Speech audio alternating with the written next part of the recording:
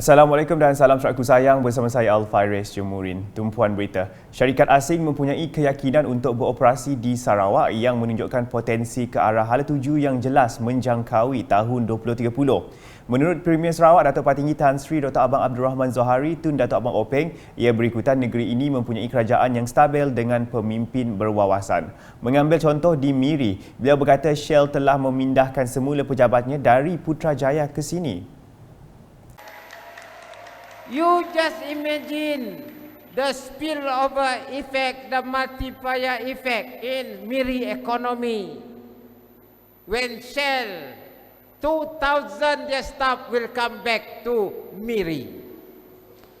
Beliau berkata demikian pada majlis pembukaan Sekolah Menengah Antarabangsa Riam Hill di Miri pada Selasa. Jelasnya selain Shell, syarikat Nippon Oil juga akan menubuhkan sebuah pejabat di Miri. You know why? Because they see that Sarawak has potential. Sarawak has a strong government. The leaders are visionary.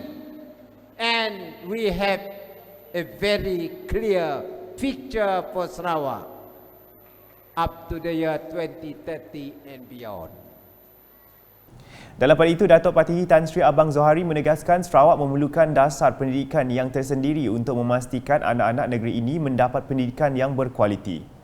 Walaupun, even though education is under federal, I have an idea to have a model on our own where we can give quality education to our children and grandchildren. We have our own model. That is why we are brave enough to set up international school. Sementara itu, Datuk Patinggi Tan Sri Abang Zohari berkata kerajaan Sarawak melalui Yayasan Sarawak akan meneliti cadangan menghantar pelajar daripada keluarga berpendapatan rendah di negeri ini untuk melanjutkan pelajaran ke Sekolah Menengah Antarabangsa Riam Hill RHISS. Beliau memberitahu pelajar-pelajar yang berkelayakan boleh dihantar ke sekolah itu untuk meneruskan pelajaran mereka. Menurutnya, sekolah tersebut menawarkan sukatan pelajaran Cambridge yang bertaraf antarabangsa sekaligus menjamin masa depan pelajar yang belajar di situ. Of course, the Yayasan Sarawak will look into it. We have students who are eligible because you have a high standard. So if they are eligible to study here, we can send students from the lower income group to study here in international school. I'm the chairman of Yayasan Sarawak, so I can decide. Dalam perkembangan lain, Datuk Patinggi Tan Sri Abang Zohari memberitahu kerajaan Sarawak akan memperuntukkan geran padanan untuk pembinaan infrastruktur tambahan RHISS di kawasan Senadin. So to respond to Dr. Pauline, once you got your campus in Putrajaya, the government will give you matching grant to do the international school. Because to me, what is important is to develop our talent. Ujarnya lagi, usaha kerajaan Sarawak untuk mendirikan sekolah antarabangsa supaya sukatan pelajaran seumpamanya dapat diakses oleh masyarakat Sarawak, terutamanya untuk golongan berpendapatan rendah. Dalam perkembangan lain, Premier Sarawak berkata kerajaan Sarawak amat memandang serius terhadap keselamatan penggunaan peralatan dapur gas domestik di negeri ini. Sehubungan itu, katanya pihak Sirip telah berjaya melancarkan makmal pengujian dapur gas domestik di Sarawak dengan kerjasama Kementerian Utiliti dan Telekomunikasi Sarawak (MUT). Beliau berkata demikian dalam teks ucapan dibaca oleh Menteri Utiliti dan Telekomunikasi Datuk Julaihi Narawi ketika menyempurnakan Majlis Perasmian Makmal Gas Domestik dan Majlis Pertukaran Dokumen Memorandum Persefahaman MOU di Kuching pada Selasa. Makmal pengujian dapur gas domestik yang baharu di Kompleks Sirim di Sarawak ini membuktikan bahawa kerajaan Sarawak amat memandang serius terhadap keselamatan penggunaan peralatan dapur gas domestik di Sarawak. Pembangunan makmal ini dapat memastikan setiap peralatan diuji dan dinilai oleh Sirim QAS internasional iaitu anak syarikat SIRIM sebelum ianya dapat dipasarkan dan digunakan oleh rakyat di Sarawak.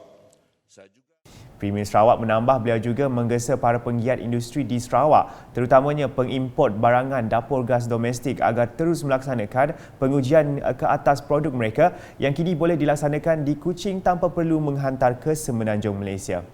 Justru itu, beliau menaruh harapan tinggi terhadap MUT dan SIRIM untuk terus menyumbang dan bekerjasama ke arah pertumbuhan ekonomi untuk merancangkan semua sektor industri di Sarawak. Sementara itu, Datuk Julaihi memberitahu SIRIM dapat membantu merancangkan pembangunan industri gas di Sarawak melalui kepakaran mereka dalam memastikan kualiti di peringkat negara maupun antarabangsa. Amat menghargai kerjasama Kerajaan Sarawak sama ada secara langsung melalui presidensi kementerian kami ataupun agensi Kerajaan Sarawak dengan pihak SIRIM. Kita tahu bahawa SIRIM banyak kepakaran dari segi memastikan kualiti dan standard yang diterima di peringkat dalam negara ataupun di peringkat antarabangsa.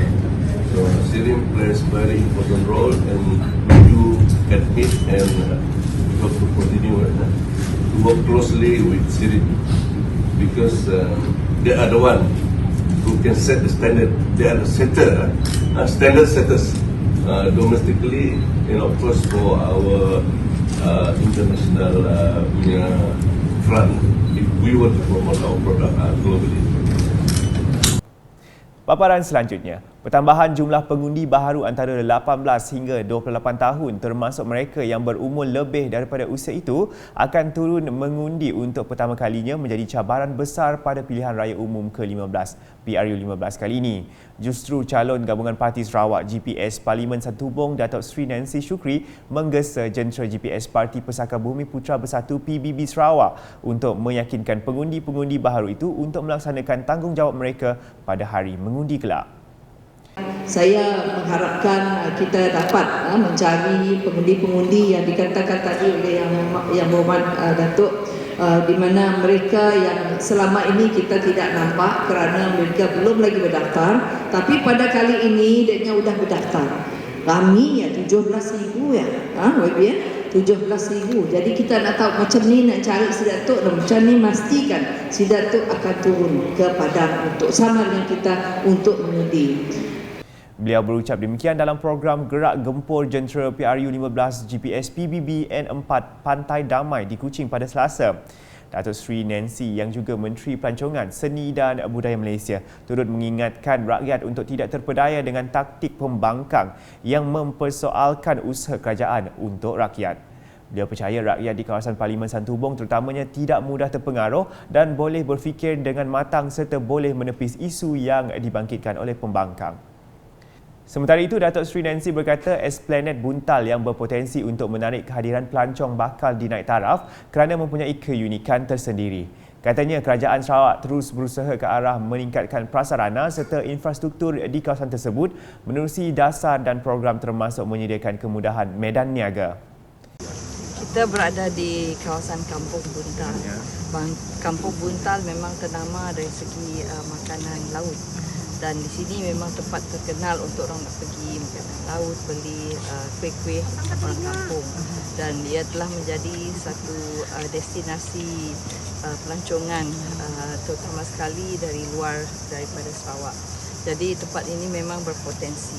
Dan pada hari ini kita mendengar taklimat daripada pihak Dewan Bandaraya Kuching Utara mengenai perancangan untuk membina tempat-tempat yang membantu untuk meningkatkan ekonomi setempat, iaitu tempat untuk usahawan dan tempat-tempat lain yang boleh digunakan oleh pihak pelancong macam surau, masjid yang naik tarafkan.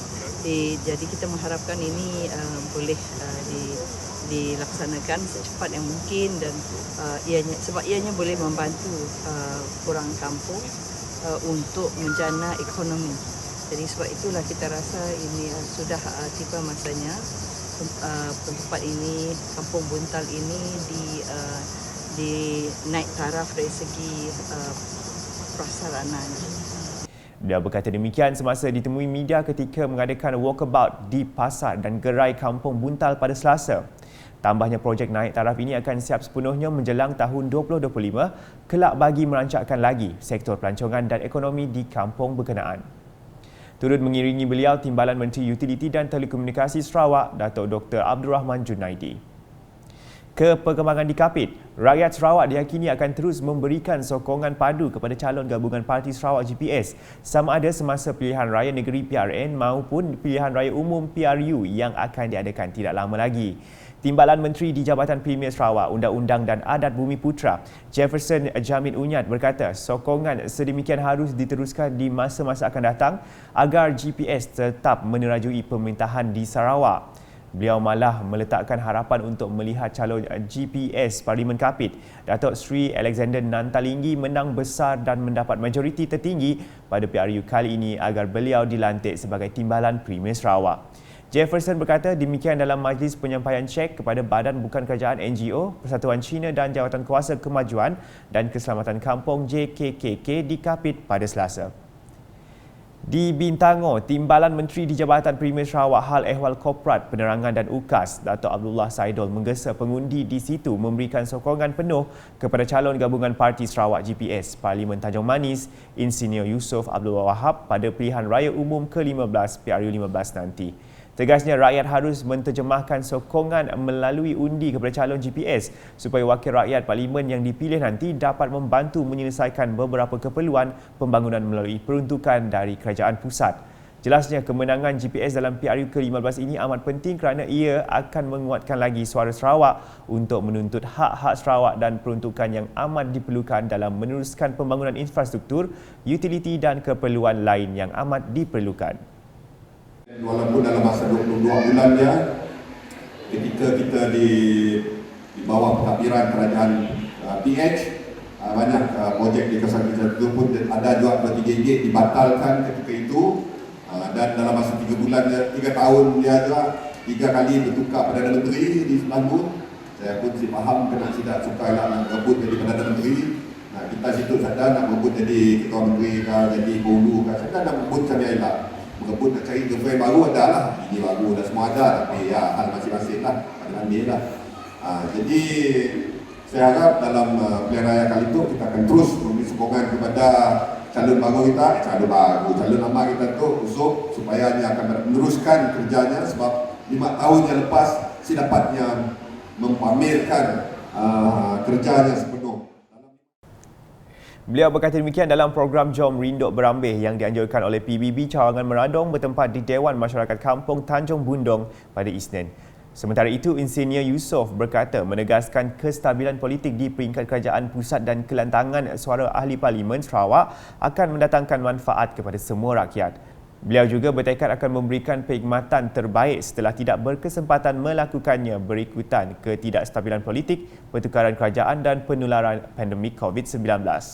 Manakala di Padawan, para pelatih serta graduan Institut Pertanian Sarawak IPS yang menceburi bidang keusahawanan tani kini berpeluang mentransformasikan bidang pertanian di Sarawak menerusi Karnival Jalinan Tani KJT.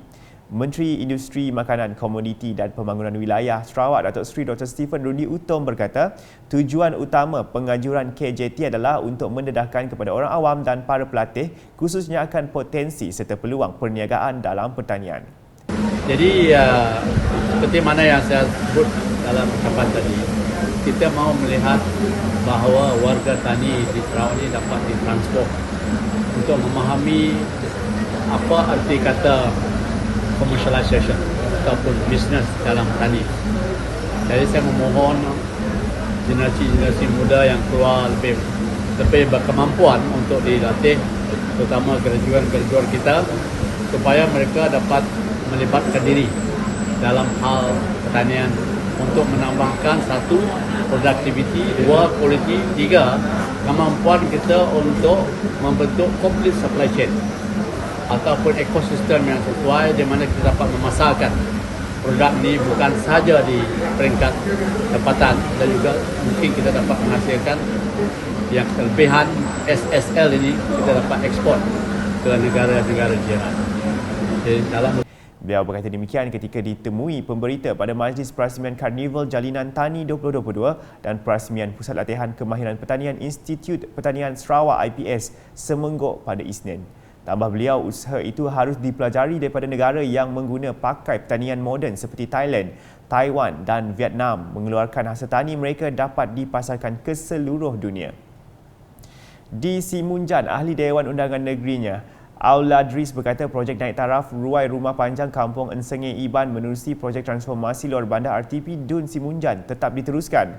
Katanya beliau telah memperuntukkan sebanyak RM500,000 bagi menaik taraf ruai rumah panjang tersebut sejak 2 tahun lalu. Namun terbengkalai disebabkan peruntukan tidak mencukupi. Jadi masa ini kontraktor itu telah dibuat dan kita telah melantik seorang lagi kontraktor dengan lebihan duit RM340,000.